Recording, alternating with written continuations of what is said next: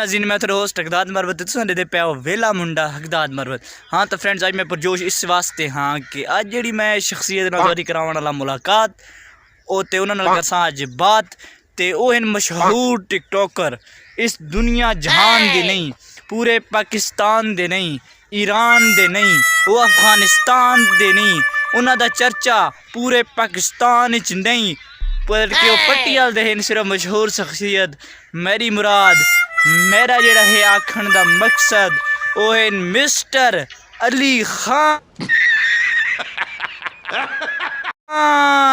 उन्हां नाल मैं थोड़ा तारफ कराना। अस्सलाम वालेकुम मिस्टर। वालेकुम सलाम हकदाद भाई, कैसे हो? अल्हम्दुलिल्लाह। कैफ हालुका? अरबी के माना लगी हकदाद। ये बूते तू थोड़ा जा साइड ते करवा ना ताकि टिकटॉकर हजरात नू अवाम नू तो अपना चेहरा आया करावा।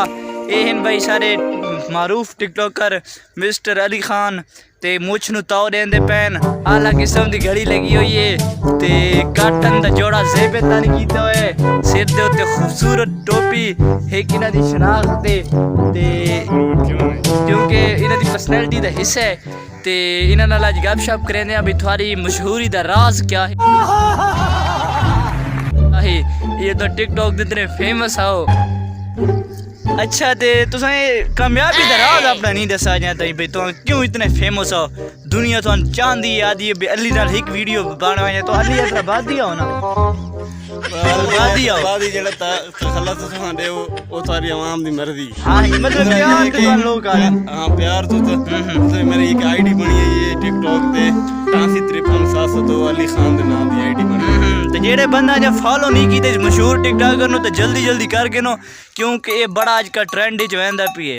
जी जी जरूर। ते मैं लिंक की जेड़ी डिस्क्रिप्शन है ना नाल चमड़ा रहे हैं, ठीक है ना? क्या मायला इसका सेट तो इससे भी बड़ा तोतला है। क्योंकि जेड़े मेरे आईडी में दसी है 885372 अली खान दे नाम दी आईडी है, उसनु जाके फॉलो करो ते उस ते वीडियो देखो अच्छे से अच्छे ट्रिक उस तो मिल जा सन थानू टिकटॉक बहुत बेहतरीन वीडियो लाला बनांदे तो उका बहुत फेमस है ते मेरे ख्याल शायद तो न डिठा होवे लेकिन ये बतर आ गए हो तो जल्दी जल्दी इस नाम दी सर्च करो टिकटॉक ते फॉलो करो इतनी वीडियो देखो शेयर करो संगिया नाल ते क्योंकि बंदा गंदा लगदे जले अगला आदे बेली जान दे कि नहीं ते तुस न जान दे मेरी मशहूर शख्सियत नु।